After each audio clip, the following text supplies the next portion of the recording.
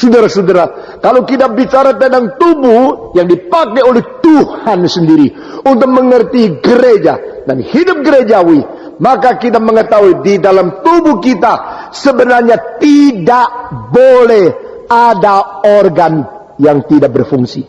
Saudara-saudara, saya tidak mengatakan di dalam tubuh kita tidak ada organ yang tidak berfungsi. Saya hanya mengatakan sebenarnya tidak boleh ada organ yang tidak berfungsi. Maksudnya, semua organ yang diciptakan oleh Tuhan seharusnya mempunyai fungsi tersendiri satu persatu. Saudara-saudara, orang-orang evolusi pada abad ke-19 akhir, khususnya seorang bernama Ernest Haeckel dari Jerman, mengatakan bahwa organ-organ di dalam tubuh manusia ada 96 macam yang tidak ada gunanya. Itu membuktikan evolusi benar.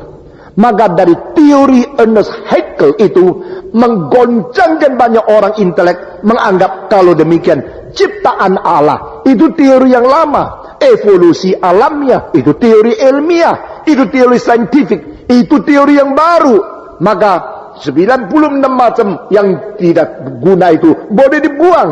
Dan yang paling biasa, paling banyak kita melihat yang dibuang orang tetap tidak mati, yaitu usus buntu, amander, dan empedu. Saudara-saudara, itu gallbladders, itu boleh dibuang. Dan itu juga, itu usus buntu, amander kalau dibuang orang masih hidup, berarti tidak perlu ada. Kalau begini, mengapa Tuhan kasih amander di sini? Mengapa Tuhan kasih akan empedu? Mengapa Tuhan kasih akan usus buntu? Kan boleh dibuang kan? Kalau boleh buang berarti tidak berfungsi. Tidak, saudara-saudara. Pada waktu kira-kira 30 tahunan setelah teori itu berkembang, banyak orang tidak tahu bagaimana jawabnya. Tapi abad ke-20, pada waktu penyelidikan lebih tuntas lagi, akhirnya menemukan tidak ada satu organ yang tidak gunanya. Wah, cilaka. Kalau semua berguna, saya sudah tidak ada usus buntu, bagaimana? Saudara-saudara, yang tidak ada usus buntu, tidak usah takut. Yang sudah tidak ada amander, tidak usah takut. Nyonya saya tidak ada amander, sampai sini sehat-sehat. Nah, dari umur belasan tahun sudah diambil, sampai sekarang sehat-sehat, bagus-bagus, tidak apa-apa. Dan dia mungkin paling sehat di antara keluarga saya. Nah, kalau begini, apa artinya? Semua yang dibuang astatinya ada fungsinya. Saudara-saudara, usus buntu ditemukan ada fungsinya pada waktu masih kecil sekali. Ya, khususnya sebelum keluar daripada rahim. Itu bayi yang kecil itu, usus buntu mengeluarkan semacam cairan yang membuat keseimbangan tubuh di dalam kesehatan. Demikian amander pada waktu anak-anak itu mempunyai fungsinya. Dan sebenarnya empedu sampai engkau tua masih mengeluarkan semacam cair untuk membuat digestion dari minyak oil itu bisa menjadi lebih baik. Itu semua ada fungsinya. Berarti Allah tidak menempatkan di dalam tubuh kita barang-barang yang tidak gunanya. Saudara-saudara, semua ada gunanya. Itulah sebab semua itu berfungsi membentuk sebagai satu tubuh yang utuh. Dengan demikian Tuhan Allah, Sang Pencipta manusia, memakai perumpamaan ini untuk menyatakan apa itu gereja. Gereja ada gereja, karena gereja adalah tubuh.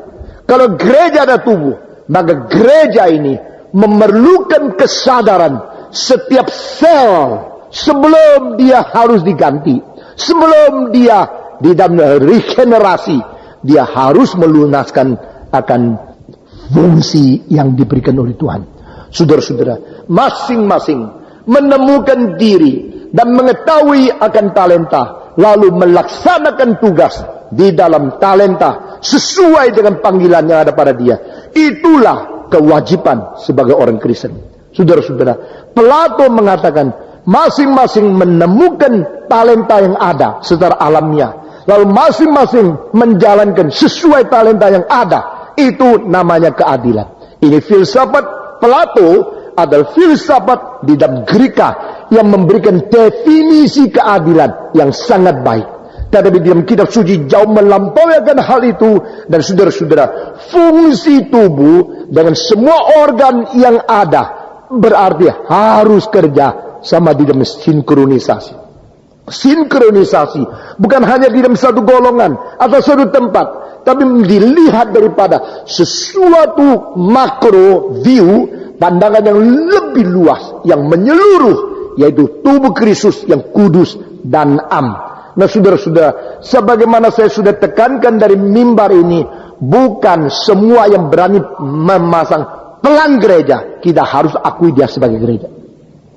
Sehingga kita tidak terjebak di dalam teori yang mungkin memojokkan dan mengkontradiktifkan kita. Misalnya, Stephen Tong kalau mengatakan tubuh Kristus masing-masing harus sinkronisasi, kenapakah gereja Reform tidak gampang kerja sama dengan gereja yang lain? Saudara-saudara, kalau engkau mengatakan kalimat itu seolah-olah engkau sudah mengatakan semua yang berani masang pelang gereja itu sudah gereja. Tapi gereja disebut gereja, ada definisinya gereja, ada ajarannya gereja, ada patokan gereja, ada kriterianya gereja yang tidak boleh sembarangan.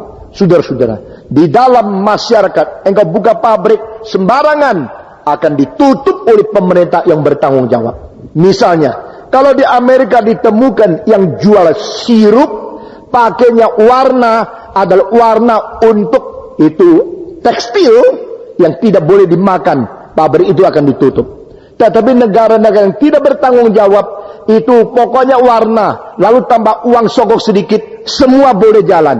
Itu namanya pabrik, tetapi itu pabrik yang tidak sah bagi saya. Karena dia tidak mempunyai sesuatu filsafat perdagangan, perindustrian yang mementingkan Tuhan dan manusia. Nah saudara-saudara, itulah maksud saya. Jadi siapa yang bisa gereja, pasang istilah gereja, lalu saya harus kerja sama dengan dia, saya tidak mau. Karena apa? Kita bertanggung jawab kepada kebenaran Tuhan, bukan bertanggung jawab kepada istilah yang sudah diperalat. Kita bersatu, kita semua saudara dalam Tuhan, kita bersaudara dalam. Orang-orang yang suka nyanyi lagu itu, kalau orang ke gereja mereka nyanyi, tapi mereka tidak ke gereja orang lain.